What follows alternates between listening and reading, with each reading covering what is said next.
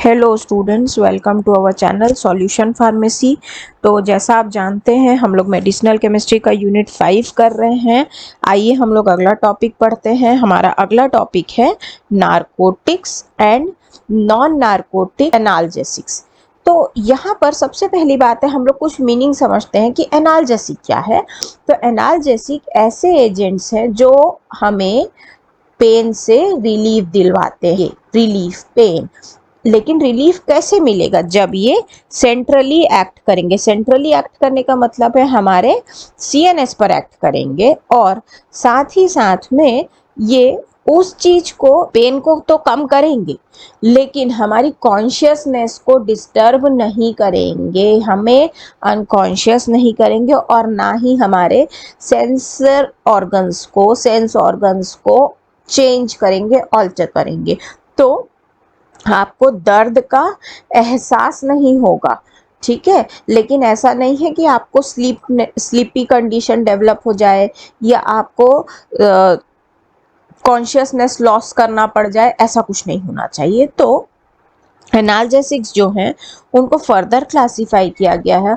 Opioid analgesics, या तो इनको आप बोल सकते हैं नार्कोटिक एनाल्जेसिक्स, दूसरे नॉन ओपियोइड एनाल्जेसिक्स। तो जो ओपियोइड नेचर के हैं उनको हम लोग नार्कोटिक्स भी बोलते हैं, और ये पूरे सीएनएस पे काम करते हैं, सेंट्रली एक्टिंग है। फिर नॉन ओपियोइड्स जो है वो पेरिफेरली एक्टिंग है। तो ये जो हमारा ओपियोइड एनाल्जेसिक्स हैं, ये ऐसे ड्रग्स हैं जो कि हमारी या तो नेचुरली बने हो सकते हैं या सिंथेटिक या सेमी सिंथेटिक, ठीक है। तो मॉर्फिन इसका एक एग्जाम्पल है कि ये मॉर्फिन जैसे एक्शन देते हैं, पेन से रिलीफ करते हैं, डिप्रेशन ऑफ सीएनएस करते हैं विथ ड्रग डिपेंडेंस। मतलब अगर कोई मॉर्फिन को लगातार कंज्यूम करेगा तो वो उस ड्रग के ऊपर डिपेंडेंट हो जाएगा। अब बात यह है कि ओपियम जो है वो क्या है। तो ओपियम प्लांट से मिलने वाला एक मटेरियल है। तो प्लांट कौन? पॉपी प्लांट है ना, पेपावर सोमनीफेरम का, पॉपी प्लांट का एक ऐसा मटेरियल जो रेजिन जैसा है और साथ में उसका कलर आपका डार्क ब्राउन है। और ये ओपियम जो है, इससे बनने वाले सारे के सारे ड्रग्स जो हैं वो आपके कहलाते हैं ओपीऑइड्स या ओपिएट्स, ठीक है। यहाँ पर आपका नेचुरल प्लांट हो गया मॉर्फिन, कोडीन, थीबेन, और सेमी सिंथेटिक डेरिवेटिव भी इसमें कई प्रकार की इससे बनाए जा सकते हैं।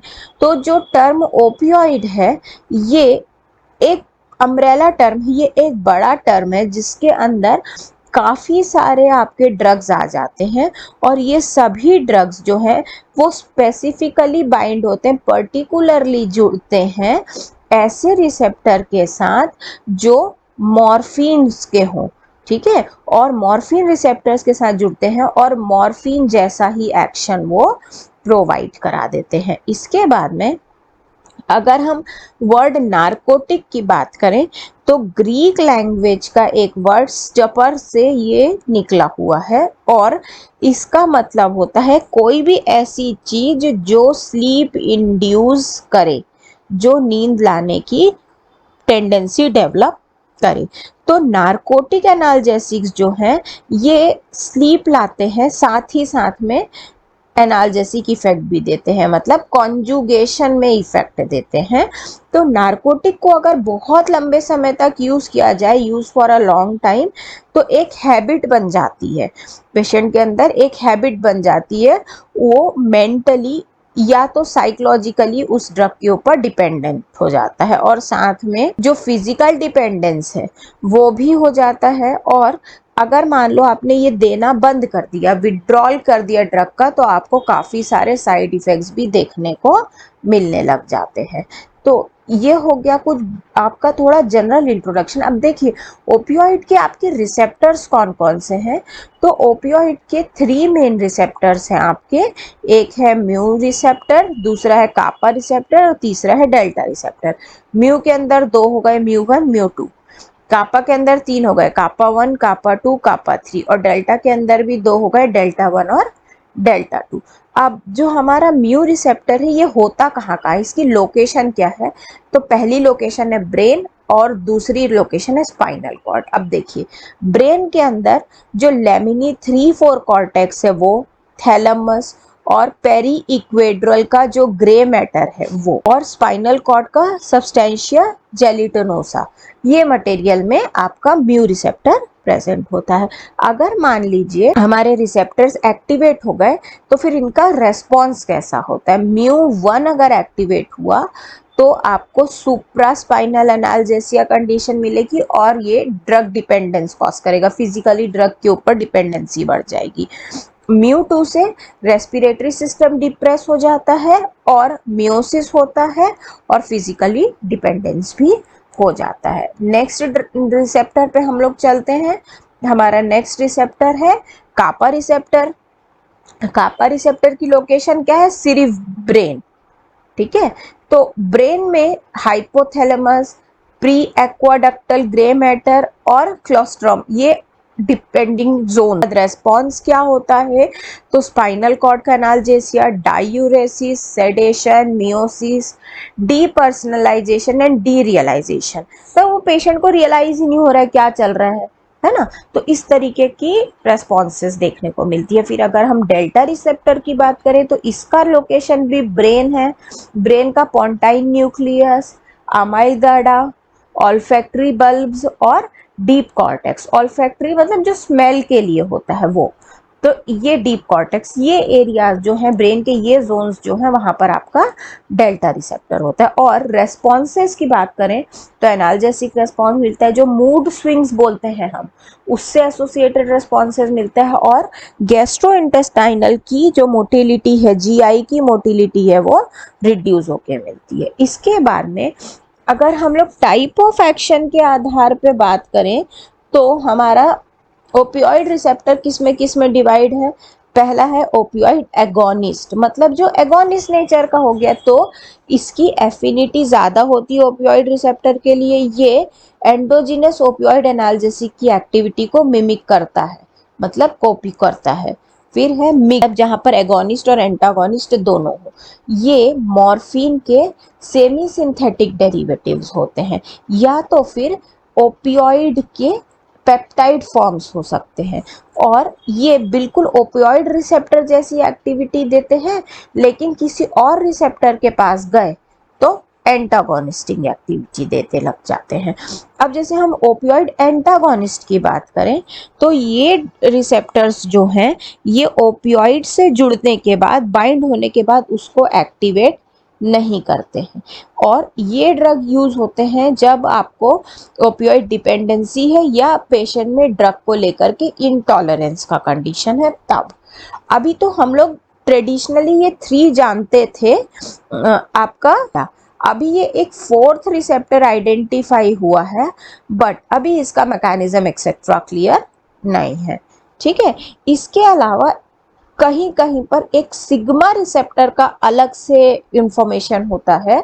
इनको बहुत ही लीस्ट कंसीडर माना जाता है, बिकॉज नाइदर ये ड्रग मॉर्फिन से एक्टिवेट होते हैं ना ही नेलोक्सेन से ब्लॉक्ड होते हैं, मतलब इनका मैकेनिज्म ऑफ एक्शन, लोकेशन, ये सब टिल डेट बहुत क्लियर नहीं है।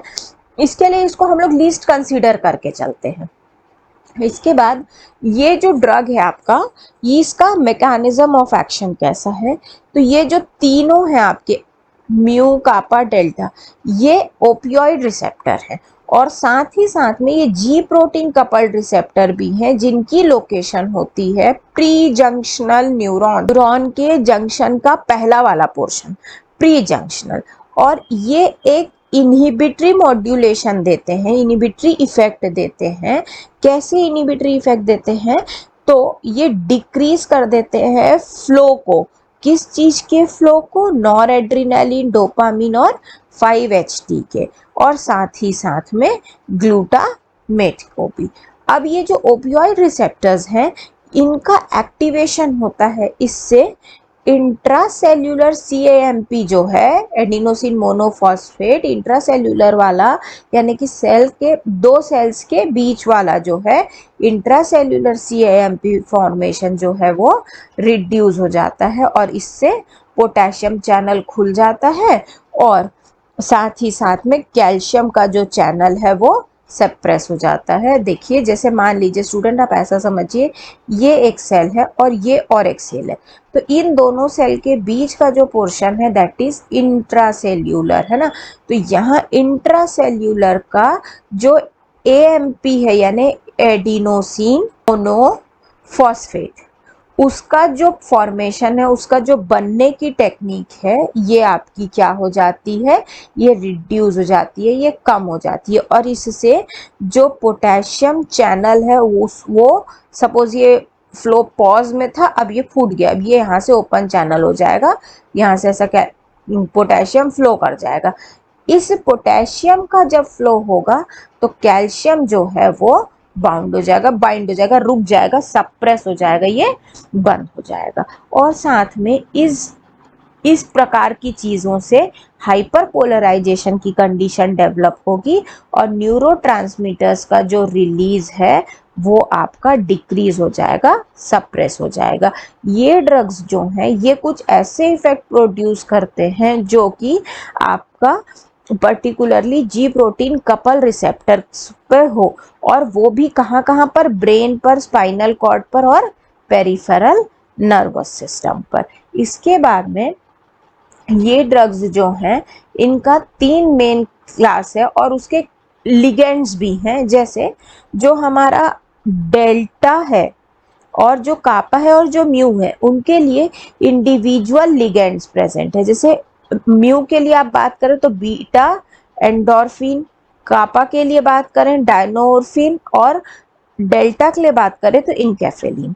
ये ड्रग्स जो है ये न्यूरॉन्स की एक्साइटेबिलिटी को, न्यूरॉन्स के एक्साइटमेंट को रिड्यूस करता है और साथ में पेन न्यूरोट्रांसमीटर्स को इनहिबिट करता है। इसके अलावा अगर हम इन ओपियोइड बाइंडिंग्स की बात करें तो ये हमारे किस चैनल से एसोसिएटेड है, म्यू रिसेप्टर से, और साथ में ये कैल्शियम आयन के इनफ्लक्स को बता देते हैं और साथ में यहाँ पर क्या होता है, पोटेशियम आयन का आउटफ्लो बढ़ जाता है। आप याद रखिए स्टूडेंट्स, कैल्शियम प्लस, ठीक, ये डाउन में जाएगा, सोडियम प्लस हाई पे जाएगा, ठीक है। अगर मान लीजिए आप कब जाएगा ऐसा, जब मान लीजिए हमारा जो ओपियोइड बाइंडिंग है वो म्यू रिसेप्टर के साथ में होने लगेगा। ये नीचे जो है ये म्यू रिसेप्टर है, ये ओपियोइड बाइंडिंग है। तो ये एक चीज हो गई। इसके साथ में क्या होगा कि हाइपरपोलराइजेशन बढ़ेगा और हमारा जो न्यूरोट्रांसमीटर है वो अपने रिलीज को रिड्यूस कर देगा, कम कर देगा। इस सब से जो ओवरऑल साइनेप्स के बीच में जो ट्रांसमिशन है वो इनहिबिट हो जाएगा, वो रुक जाएगा। इसके बाद में हमारा क्लासिफिकेशन आता है कि हमारे पास जो नारकोटिक्स ड्रग है या ओपियोइड ड्रग्स हैं उनका क्लासिफिकेशन सिस्टम किस तरह का है। तो उनके क्लासिफिकेशन सिस्टम में पहला है मॉर्फिन एनालॉग, मतलब जो मॉर्फिन कंटेनिंग हो। इसको हम, इसमें एक आप एग्जांपल बोल सकते हैं कोडीन। अब आप इसको फर्दर डिवाइड करिए, जैसे हाइड्रोमॉर्फोन और डाईहाइड्रोमॉर्फोन। हाइड्रोमॉर्फोन के अंदर क्या गया, हाइड्रोकोड, फिर डाईमॉर्फिन के अंदर डाईहाइड्रोकोडिन। नेक्स्ट है हमारा मेप्रिडीन एनालॉग्स, तो और एक नाम है 4 फिनाइल पिप्रिडीन एनालॉग, मतलब पिप्रिडीन है और फिनाइल भी है और 4th पोजीशन भी है, एग्जाम्पल फेनेटाइल। नेक्स्ट है हमारा मीथाडोन, एग्जाम्पल है इसका मीथाडोन ड्रग। देन है हमारा मॉर्फिनेन, मॉर्फिन कैटेगरी का, जैसे डेक्स्ट्रोमेथोर्फेन। फिर है हमारा बेंजोमॉर्फिन, जो बेंजीन और मॉर्फिन कैरी करेगा, पेंटाजोकेन, है ना। इसके बाद में एक कैटेगरी इसी में और फर्दर आती है, दैट इज एंटागोनिस्ट और फिर मिसलेनियस। तो हम लोग एंटागोनिस्ट की अगर बात करें तो इसको फिर फर्दर डिवाइड किया जाता है, प्योर एंटागोनिस्ट। ये आपका सभी रिसेप्टर्स के समय में, इन सभी रिसेप्टर के समय में एंटागोनिस्ट की तरह बिहेव करेगा, जैसे नैलोक्सेन। फिर नेक्स्ट हो गया पार्शियल और मिक्स्ड, मतलब एगोनिस्ट और एंटागोनिस्ट दोनों की तरह बिहेव करेगा। जो आपके 3 नाम आपने देखे थे वहां पर एगोनिस्ट की तरह, और इसके अलावा किसी और के साथ जुड़ना पड़ा तो एंटागोनिस्ट की तरह। तो ये हो गया आपका मिक्स्ड वाला। ये देखिए अपन ने मिक्स्ड वाला यहाँ पर आगे में देखा था कि आपका ओपियोइड रिसेप्टर्स, ये ओपियोइड रिसेप्टर्स हुए तो एगोनिस्ट की तरह और अदर्स के साथ में एंटागोनिस्ट, तो ये वाले को आप मिक्स्ड कैटेगरी के अंदर रखेंगे। तो इसका एग्जाम्पल हो जाएगा आपका नेरोल्फिन ये। फिर partial agonist and weak antagonist, मतलब एगोनिस्ट भी वो आधा है और एंटागोनिस्ट भी वो वीक है, जैसे प्रोपीरैम। फिर एक है लास्ट कैटेगरी आपकी मिसलेनियस। मिसलेनियस कैटेगरी के अंदर मैकेनिज्म ऑफ एक्शन आपको क्लियर नहीं होगा, इसका एग्जांपल है ट्रेमाडोल। ये था स्टूडेंट्स आपका overall narcotics and non narcotics analgesic का इंट्रोडक्टरी पोर्शन। अगर आपको हमारा ये नोट्स चाहिए हो तो प्लीज आप हमारा ऐप सॉल्यूशन फार्मेसी डाउनलोड कीजिए, वहां पर नोट्स अवेलेबल हैं। Thank you so much.